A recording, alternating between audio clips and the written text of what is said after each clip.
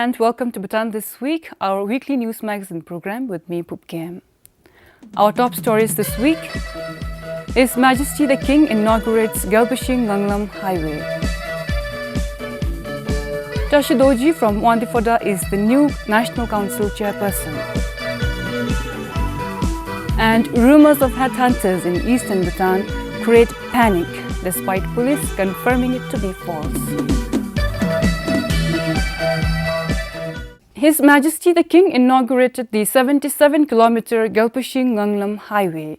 His Royal Highness the Gesap Jimidoju Wangchuk accompanied His Majesty the King.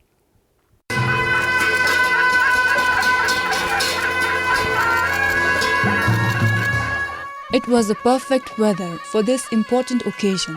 With prayers from His Majesty the King, the Gelpushing-Nganglam Highway officially opened to traffic.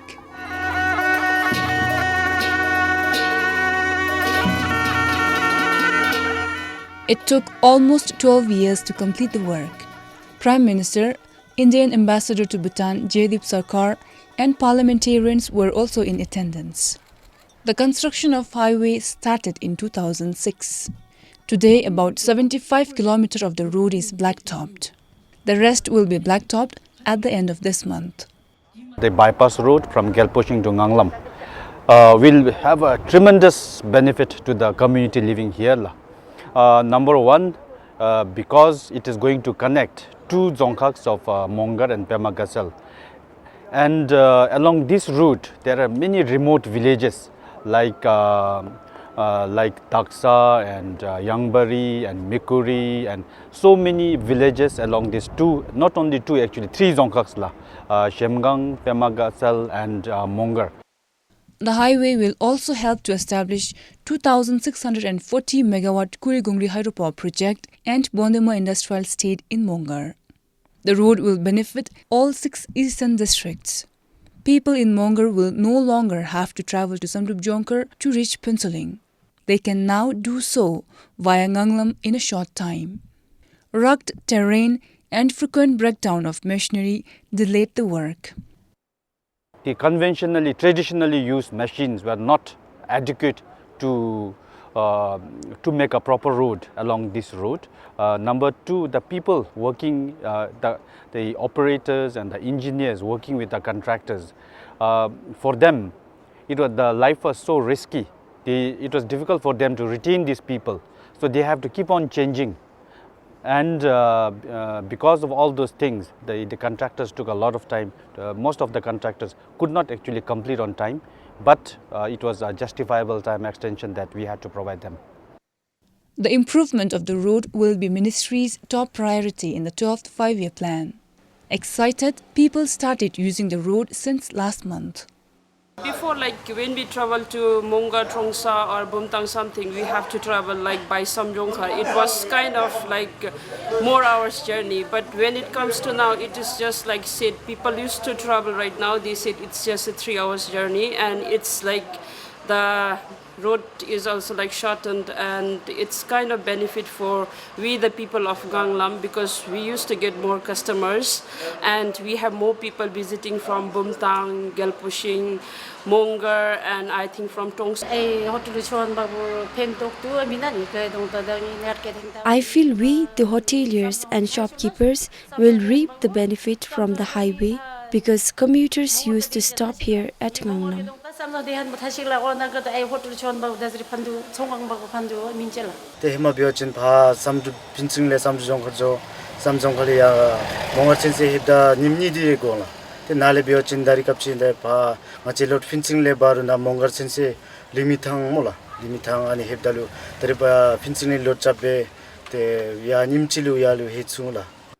The construction of 2.5 billion Ngutam highway is funded by the Government of India. In the evening, His Majesty also granted an audience to the participants of the Works and Human Settlement Conference in Mongar. For Sonam Singh in Mongar, Pupkem for BBS News. Older a mother's age, higher is the risk of delivering child with Down syndrome. Pediatricians say the risk is reduced if a woman gives birth before she is 35. Down syndrome is a genetic disorder characterized by mental and developmental impairments. Though the cause of this disorder is not known, pediatricians said it is fairly common in Bhutan. The global prevalence rate is 1 to 2 neonates in every 1,000 births. We have a birth defect surveillance in Bhutan in place, which we are doing it in the 3 major hospitals, 3 referral hospitals. So we have been doing that surveillance for about 3 years now. So if we go by that data, it's not nationwide, but then we had 5 new cases, which means 5 newborns with Down syndrome last year. So if we see that 5 Down syndrome children, and if we take our total deliveries happening in these 3 hospitals, so I think it's a little bit comparable with the world. Intellectual disability is one of the common disorders among the children with Down syndrome. They will have delayed motor development and speech impairment. They will also have hearing impairment, low immune system, and congenital heart defect, among others. Treatment approach depends on the type of defects that the child is born with. It involves almost all the system in the body. So to manage or to treat a child with Down syndrome, it's not easy. But it doesn't mean that a child with Down syndrome will have all this defect that I've just told you. So it's not necessary that because at birth, from his physical feature, we know that he could be having Down syndrome. But that doesn't necessarily mean that a child diagnosed with Down syndrome will have every defect in every system of his body. So he might have 1, 2, 3, 4, something like that. Currently, in the health facility, there are pediatric surgeons and a physiotherapy unit as well, offering services to the needs of those living with this disability. The education sector also introduced special education program in some of the schools. This is Sonam Chodan for BBS News. The number of vehicles in the country has increased by more than 9% from 2016 to 2017. This is according to the Infocom and Transport Statistics report released recently by the Ministry of Information and Communications. In 2017, the total number of vehicles registered with RSTA reached more than 90,000. The number in 2016 was recorded at almost 85,000. This means an increase by 9.15%. But compared to 12.11% in 2016, this means a decrease in the annual vehicle growth rate. According to the report, Mahindra Bolero was the most imported vehicle last year. The total number of taxis also increased by about 5.37% or around 230 numbers compared to 2016. The annual Infocom and Transport Statistical Bulletin are published every year to disseminate up-to-date and correct data in the country. As of March this year, Thimphu has the highest number, followed by Phuentsholing. With additional information from Chunidema, Giledim, PBS News. 37-year-old Tashidoji, the National Council member from Wandifoda, is the new chairperson of the National Council. Third-term elect Jimmy Wanchu from Samrup Jonkar was elected as the deputy chairperson. Securing a resounding 11 of the 25 votes, Tashidoji overcame 5 other competitors to secure the NC chairperson's seat. This is Tashidoji's second term in office.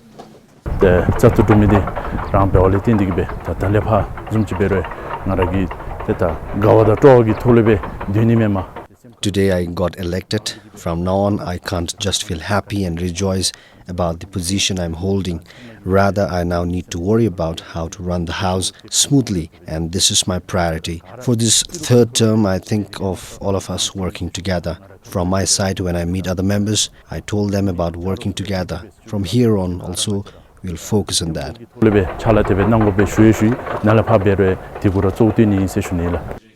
38-year-old Jimmy Wanchu from Samrup Jonkar, who is the only person to serve the National Council for a third term, won the deputy chairperson seat by securing 13 of the 25 votes.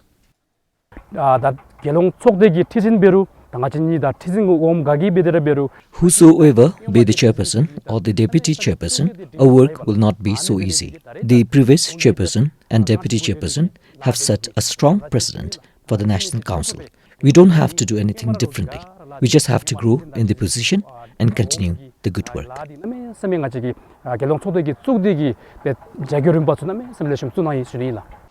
Earlier in the morning, the members signed the oath or affirmation of office in presence of the Chief Justice Limpo Sriwancho. Meanwhile, the National Council Secretariat informed that all 5 eminent members have been reappointed to the National Council by His Majesty the King for another term in office. Sharabdoji, BBS News. The Labour Ministry is looking into the issue of 67 employees of Thimphu Tech Park's Scan Cafe who were relieved earlier this month. And this is because of the new law approved by the EU Parliament, making it stricter to share personal data. It means Scan Cafe, which specializes in digitalizing and editing older formats of photography and video, will be losing its European clients. The General Data Protection Regulation, or GDPR, comes into effect from 25th of this month. It is to protect all EU citizens from privacy and data breaches, and it applies to all companies processing the personal data. That means their personal data or pictures cannot go outside their country without a proper consent, and getting permission is a tedious process. This has left US-registered company Scan Cafe in Thimphu with excess manpower but less work. Scan Cafe had more than 400 employees. It has now cut down its size to 370 employees. This law is not been followed and you are found guilty of this, then the compensation is really huge. It's like you have to pay around like 4% of your annual income for that company. Scan Cafe said these 67 employees were terminated based on their performance in the last 8 months. We need to give them 1 month notice period, and they need to work for 1 month and then they can leave. So, but what we have done, we have gone beyond that. We have given them we are giving them a salary of 2 months, and we are also giving them an option that you don't have to come to office. So basically, what they need to understand is this 2 months salary which we are giving is the notice period. The employees refused to come on camera but said the decision was not fair.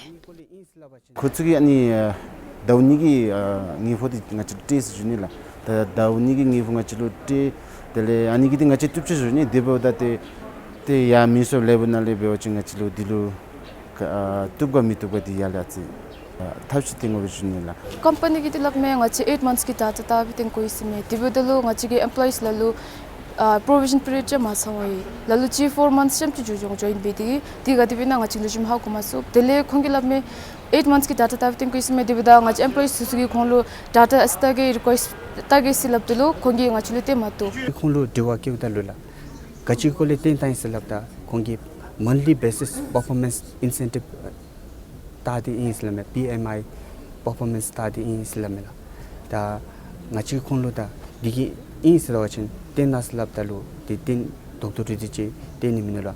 According to GDPR, European based department was affected and the company have relieved more employees from US based company which has no link with GDPR. On top of it, they have also kept 9 employees from European based. Scan Cafe argued that the decision was made in consultation with the Labour Ministry. The Chief Executive Officer of Tech Park said that the incident, however, would not affect the tech park. It is a concern, but as of now, we are happy to say that this is not going to impact their operational continuity in Bhutan, and they will be leasing the same space as they have been leasing from us till now, and we are hoping that this kind of issues would not arise again.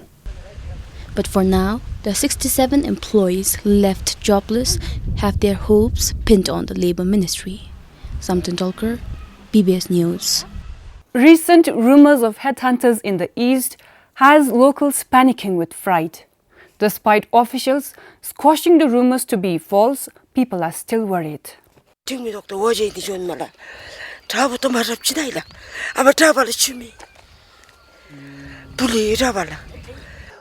Rumors of headhunters or Kekpa first surfaced from Mongar last month. Locals say rumors spread after 3 strangers visited Balamgyo claiming to buy cattle. They say the men were there for a week but had not bought any animal. During that time, residents were hearing knocks on their doors late at night. Suspecting it to be the 3 men, the Gyok office informed the police. They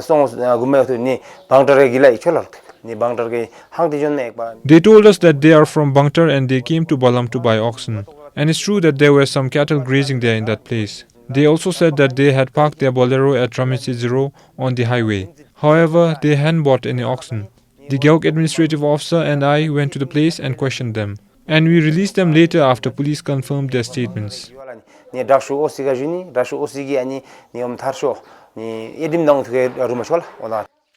While the men were released, this incident turned into rumors of headhunters roaming the village.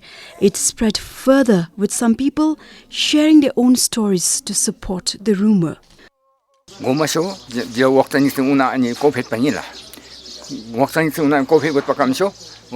One evening, I opened the door thinking that my 2 children were coming home.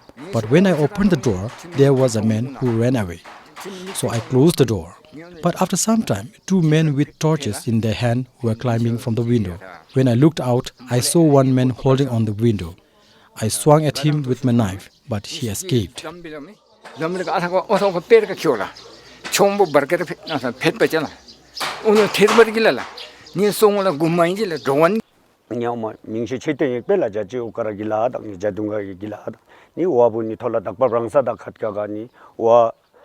His name is Chute and he is from Ochiog.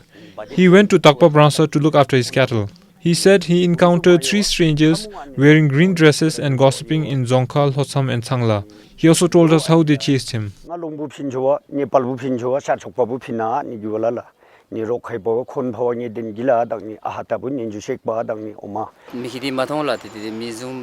we don't know if it is true or not, as we didn't see them in reality and caught them red-handed. But it's been quite a long time that we are hearing such rumors. So many people in the villages are panicking due to such rumors. While there are many such stories, no such incidents have been reported to the police. The rumors spread further when a post and WeChat voice message claiming headhunters going around in Tashiangsi went viral. Seeing this, the police started their investigation and found it all to be false. Police were able to find out that the message had been sent by a village Sokpa who had made the claim based on hearsay, and that the picture was also fake. From our side, we would say that anybody, if you have any clarification, doubts, I think a lot of educated people also have doubts, thinking that these are true. So if you have such clarification and doubts, you can always call us at 113, which is a toll-free number, and every district has a 113 phone number. You do not have to pay for it. So from our side, we want to tell the public that these are all rumors spread by people who also, I think, do not understand the implication it would have, with assumptions that are made by them. And the cases that are being investigated will be done seriously. And whoever is responsible will be taken to court. Police are now trying to contain the situation and informing people not to panic. Despite all this, locals in the east still remain scared. For Jangadoji, this is Pameladen for BBS News. Lack of effort and corrupt practices by officials are hampering public service delivery, finds the Anti-Corruption Commission's National Integrity Assessment 2016. And most of these go unreported. The report also found prevalence of abuse of power and unnecessary processes in public service delivery. The National Integrity Score for 2016, which is rated out of 10, stands at 7.95. This is slightly lower than the previous assessment in 2012. According to the report, the number indicates a very good status of integrity level in the country. However, the report also shows that Bhutan's public service sector is riddled with transparency and accountability issues. The report surveyed close to 9,000 public service recipients, of which more than 50% were farmers. Most of them did not agree to experiencing or being directly involved in corruption practices like giving cash, kind, sponsoring a tea or meals, and showing gratification to avail public services. However, the reports show 99.5% of the respondents either know, saw or heard of corruption practices like these in service delivery. Favoritism and nepotism based on region and relationships saw the lowest score of 3.12. The report found that having personal relationship based on friendship was most beneficial in processing services faster. The report states discrimination based on wealth, region, gender, status, etc. in service delivery are some of the common problems faced by the citizens. The National Integrity Assessment also surveyed over 2,000 public service providers. It showed that public officials themselves felt the existence of negligence of official duties and favoritism in the government agencies. Ignoring official duty and favoritism scored the lowest score of 7.05 and 7.06 respectively. The report stated public officials do not report corruption due to fear of retaliation, complacency and misguided compassion. Hence, effectiveness of whistle-blowing system in public offices scored only 6 points out of 10. Public agencies were found most unfair in personnel management like recruitment, training, promotion and transfer. While nearly 55% of the respondents agreed to corruption practices being quite serious in Bhutan, 48% reported that it have decreased in the past 5 years. With camera person Kyunchi Sring, Sharabdoji, BBS News. Capturing experiences along snow-capped mountains in Bhutan, an American mountaineer and movie maker is all set to show it to the world on film. The Snowman Trek, a Hollywood feature film, will be shown across 400 theaters in America. The movie will be released on the 17th of this month. Calling its history made in the Himalayan kingdom, director Ben Clark says the film follows a team of 4 ultramarathon runners attempting to set a new record for fastest time on the Snowman Trek. The film, he says, will show how his team ran the 189-mile Snowman Trek in 15 days, which usually takes up to a month. The journey, which begins from Paro and ends in Wongdi, is known as the world's hardest trek. It crosses 11 mountain passes, going at an altitude of close to 5,000 meters. To be able to go to those places is a real privilege and something I feel very lucky and very grateful for.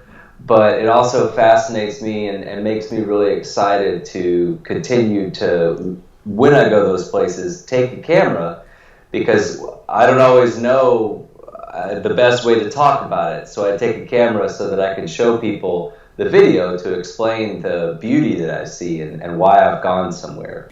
Banging our heads against the wall. Frosty and Tim were quite frustrated. The documentary movie is hoped to help promote Bhutan as a trekking destination.